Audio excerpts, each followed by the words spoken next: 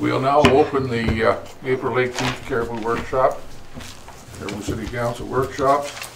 And tonight we have a presentation from Northern Maine Development Commission. And Bob Clark is here, so Bob, we'll... yeah, I would prefer you use the podium. Okay, sure. The mic. The mic is live. Yes. Okay. Well, first, thank you very much for the opportunity to be with you tonight to talk about NMDC's dues. Just to give you a little bit of background, we're one of 7 economic development districts in the state, and the whole state is covered. There's about 350 economic development districts nationwide. And when I talk about an economic development district, we're designated by the U.S. Department of Commerce. The Economic Development Administration certifies us every year to be a certified economic development district. And by virtue of that, we have access to funding for projects and that sort of thing. We also provide management support for Aroostook County Tourism, the Aroostook Municipal Association, the Aroostook Partnership, and the Northern Maine Solid Waste Management Committee. And we are a membership organization, and our basic purpose in life is to provide federal and state services at the local level to our communities. The brochure that I handed out, the two-sided one, basically describes what you get for your dues. And so I'll just run down through that quickly. Caribou's dues for the past few years has been $13,729. We haven't increased our dues in over 12 years. The direct services to Caribou last year, you can see on the front page, was $54,253. And then the regional projects that we do that benefit the whole region, the value of that to Caribou is about $118,821. Some of the direct services that we provided, we completed a Phase 2 environmental site assessment on the former Birdseye plant at a cost of $32,000 last year. And we were working with Austin 2 on the EPA cleanup grant. So I suspect when you have a new city manager on board, we'll continue to help with that. The PTAC is a technical assistance program, a procurement technical assistance program. So we help businesses with government contracting. And last year we conducted 32 counseling sessions with 14 Caribou clients, and that resulted in over $10 million in government contracts for Caribou businesses. Our time valued, and that's about $3,200. On the Small Business Development Center, we conducted 94 counseling sessions in Caribou last year with 16 Caribou clients, and that resulted in 2 new businesses, started up creating 5 new jobs, and other businesses retaining 10 jobs. We spent about $9,800 last year in time to do that. MEP is our manufacturing extension partnership. Last year we counseled 10 Caribou manufacturing clients. Probably one that you noticed most in the news has been JB Sheet Metal. We had designed for him a lynx exclusion trap that trappers were using, but they were catching a lot of lynx. So, we helped him design that and commercialize that. So he's selling those now. Tourism, I handed out last year's regional guide for you to give you an idea of the publications that we put together. You don't always see those.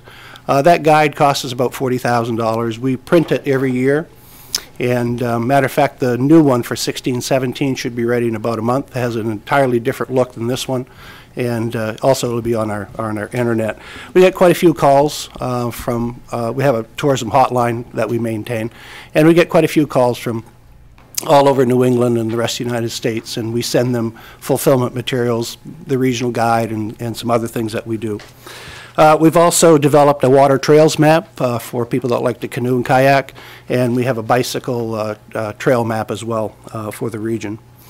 And we also do represent the area at trade shows. We do print advertising, we do TV advertising in the Bangor, Portland markets, and heavy into social media this year and blogs that we have been sponsoring as well. So we value that in Caribou at about $13,600 as a Caribou share value of that guide and the promotion that we do. On transportation, we're doing a new project called the Northern Maine Bicycle Route, and it will tie into the U.S. Route 1 bicycle trail that begins in Calais, goes to Kittery, and connects into the rest of the United States. That's a $100,000 2-year project. And we'll be working with the towns to locate that bicycle route from, it'll start in Fort Kent and go down through our whole region, down into Washington County. Also, just recently, I think Mike knows we did some high crash location studies in Caribou and identified the intersections that have the high crash locations. Hopefully some DOT money will come about to help alleviate those crashes. Most of the crashes that we have identified are pretty much occurrences or collisions with animals. We do provide the comprehensive economic development strategy for the region. We update that every year, and we have the major sectors that we're trying to do a lot of work in is agriculture, manufacturing, forestry, alternative energy, and tourism. Also, we do land use technical assistance. We've done a lot of code enforcement training at our office in Caribou, which saves them having to travel to Augusta and back. So we've done quite a bit of that. We work with planning boards, provide them with assistance, ordinance development, and comprehensive plans. On the commercial loans, on the back you'll see that since the history that we've been loaning money, we've loaned $14 million in Caribou, which has leveraged about another $24 million from other sources, whether it be private banks or other funds. It's created 1,631 jobs, retained 1,416, so a little over 3,000 jobs over the past several years. In Caribou, we currently have 51 loans totaling $2.8 million to 30 Caribou businesses, and 6 of those are CEGC loans. I think you see in your brochure it says GECG activity, but that was a typo. That's really the NMDC loans. But we do a lot of work with CEGC. They've had some money that they've had difficulty putting out, so we've turned a lot of our loans over to them to help them get that out so they don't have to turn it back to their funding source. The amount of loans that we've written off in Caribou is about $370,000 over the past several years, so it hasn't been too bad. And in other areas, we this past year wrote a CDBG application, and it was awarded for $140,000 to help a Caribou business remove their tanks and install some new ones. We do a lot of MMA training at our office, because we have the video conference system, so people can tie in from Fort Kent, Holton, or wherever it may be. And so we work very closely with MMA on that. We've done in Caribou last year 6 micro-entrepreneur workshops and 1 government contracting workshop. We helped the city with their Northern Border Regional Commission grant application last year as well, even though it wasn't funded. And also last year you saved about $3,000 by participating in the road salt cooperative purchase over what the state was charging. So being a member, you get 20% reduction in contract prices. You have preferred status, so if we're really busy, you call, we'll certainly go to work for you, and the non-members have to wait, they pay a higher price. You also have eligible to have seats on our executive board and our various committees like Aroostook County Tourism. People that are on that board have to come from member communities. And also, as I mentioned, participation in the cooperative purchasing. So I went down through that kind of fast. It's been 30 years, I think, since I've been in this room when I used to work for the city of Caribou. So it's been a while, but it was an enjoyable part of my career. So with that, I'd be happy to answer any questions. Or yes, sir. Those 14 Caribou clients that got $10 million in government contracts. Could you give us a for instance of that? You don't have to say the name of the company. Oh, sure. A lot of cleaning contracts, janitorial contracts. For instance, DFAS, they have to go out. That would be a government contract. There's also state contracts for rest area maintenance, building maintenance, that sort of thing. Pretty impressive when you start to look at it, though, isn't it? It's, you know, for Caribou businesses to have $10 million in contracts. So.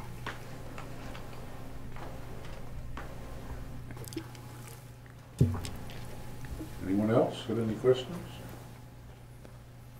Yeah, what was our reasoning for not funding this? I know it came out of the budget process, but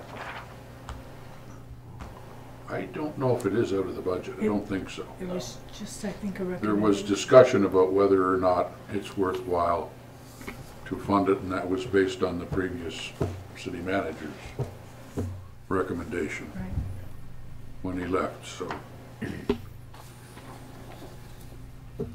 And I think, in all honesty, Bob, you know, because I've heard a lot of other people talk too, and it always has been felt that maybe there was a lot of money spent at Northern Maine Development that really wasn't required. And when I say that, I refer to things like Lakeview. Yeah, yeah. And, you know, a lot of people question those kind of things. Yeah. As you know, we've stopped I know doing there's that. been a Yeah. change made, and, Yeah. you know, I think it's changed for the better. Yeah, yeah, You I do you don't too. get as big an audience, but it's a change for the better. Yeah, I agree. That started out, you know, as an event that all of the people that serve, not only on our board, but on our various committees, and we have a lot of them, that was a way to just kind of reward them for their time that they spend during the year. But I understand the perception of it probably wasn't the best, so I agree with you there. You mentioned, you know, the region is a economic development region. I mean, that's there whether Northern Maine Development is here or not, correct? No, it has to be an organization that's, There would have to be an organization. right, right. It would have to be one that's exactly like us, that our membership are our communities and counties, yeah.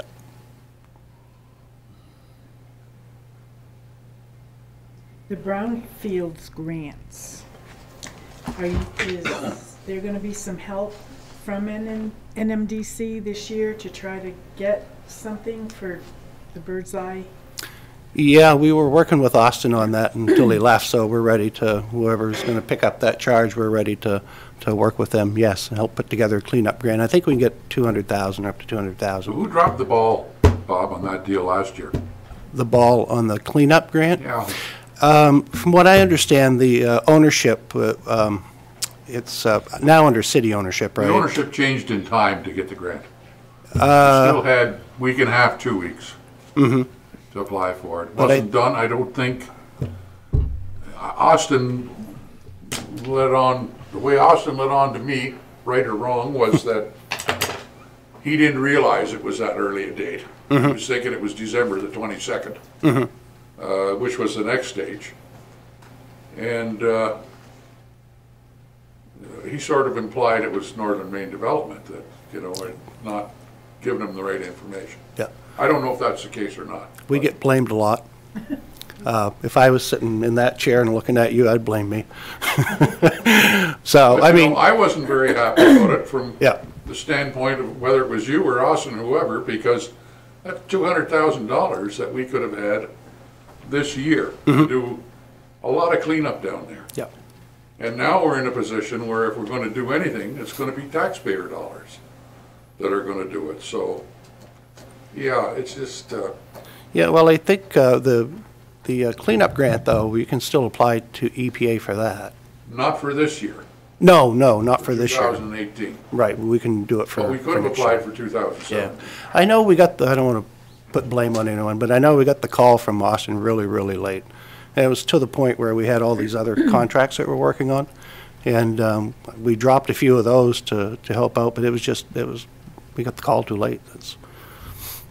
Well, it's my understanding that perhaps some of the Brownfield grants are gonna be cut by 42% this year if Trump has This his isn't the way. Brownfield grant that we're talking about, do Well, we? it says it. It's right now. well, yeah, it's a cleanup grant. It's a It's not- cleanup grant, right. It's not to do an assessment, which has already been done. It's to actually do the implementation to clean it up.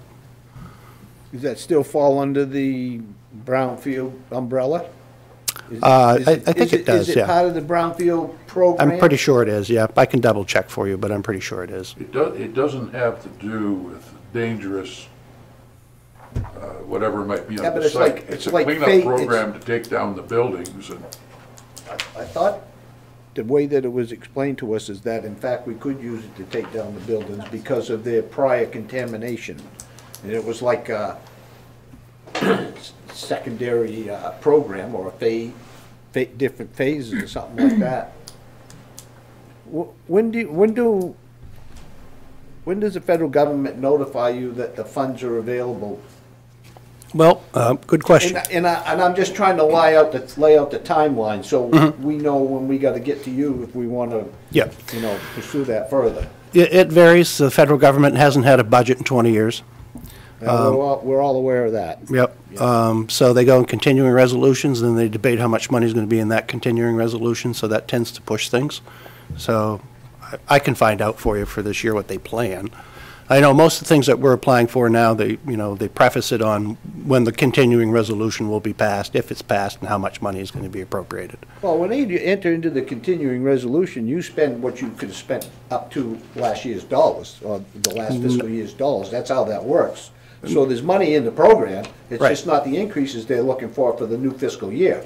And sometimes in that continuing resolution language, they will cut programs. Right, and I understand that too, but if there's no cuts, so in that time frame, Right. if we're eligible to apply for that grant money, we should be doing it then and not waiting until, they pass the whole budget, and then Right. you're at the Yep. end of your rope as far as that, because the money actually, October 1st is when the fiscal year begins. Right, and they're going to be caucusing next week to discuss how much money is going to be in the continuing resolution from now until September 30th. Yeah, they're gonna do an omnibus. Yeah, Yeah. yeah. But I'll find out for you if it's exactly what on the cleanup grant, if it's part of the brownfields or where it's coming from. And Part of the problem with that particular property is that we didn't acquire it until November, because that's when the Right. the statute of limitations ran out on the foreclosure timeframe. Yep. So, Yep. but if it was all set up and ready to go, it should have been able to just push it through. Yep. Who Okay. is the president now of the board there, Bob? It's Ralph Dwyer from Ashland. Ashland. Yep. Yeah, he was the vice chair. As you know, Austin was the chair. Yep. Is the money in the budget for the dues? Yeah, It's in the budget? yeah. It is right now. They're being paid for 2017. I think if we were going They haven't to been paid yet. Oh, they haven't been? No. The money is in Excuse me. budget. Excuse me. The budget is not, the budget can be changed anytime as far as expenses Correct. are concerned, and anything can be removed. And until we have our revenue numbers that we know where we're at here, I guess it'll probably stay the way it is right now, so. But it can be removed yet, so. Yep. Well, if it's in the budget, I think we should pay the dues. That's my opinion. When are they due? The dues are actually for July 1, 2017 to Yes. June 30th. Yep. And they will be due a year from now, basically. No. Yep.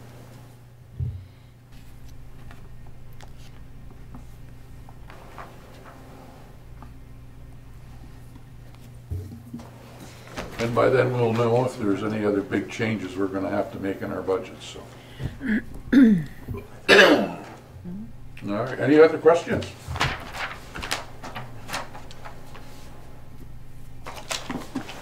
Well, Bob, I want to thank you for coming out. We appreciate it. It's, My pleasure. I thank you for the opportunity, because I was talking to Mike and I said, we haven't been here for quite a while. Have you had Wait any another luck with, 30 years to come back. Well, Yeah, but I'd like to know if we're Good going to point. support the dues or not. well, it's there now and it's in the budget. I guess so I could just say right now we're supporting it. We can't vote on anything here or anything like that, so I don't know why we're even So talking. we'd have to vote not to pay. Is that the deal? We'd have to vote to take it out of the budget, And we haven't done that. and we haven't done that, no. Okay. Right. Uh, So right now, there's no action really required. no. Okay. Have you had any luck with renting space or anything out there? no. No? As you know, we do have the work site set up. Yeah. And offered free space for anyone for 6 months if they want to come, but no, we haven't had any bites. We have it on all kinds of websites, Yeah. but you never know. It's just, we're just not in a high population area like. No, I know. It's tough, but if you know of someone that would like to have some free office space and some assistance, we're steer them our way. All right. Anything else? Well, again, thanks Okay. for coming. We appreciate it. Thank you very much. Appreciate it as well. And the sun is coming. It's not this week, so. Yeah. Next week. Thank you, Mike. Thanks, Paul. Yeah. Thank you, Bob.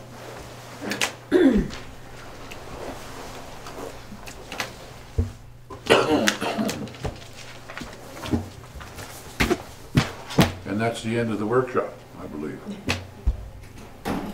Yeah, I gotta make a motion to go into executive session type, MRSA Title I, Chapter 13, subsection 4056A, personnel. You making that up, or you actually know? No, it's there on the sheet. It was on. I don't have the sheet. No, he doesn't have a shoe. Yeah, well, it's always the same. Second. All in favor? We're in You make- executive.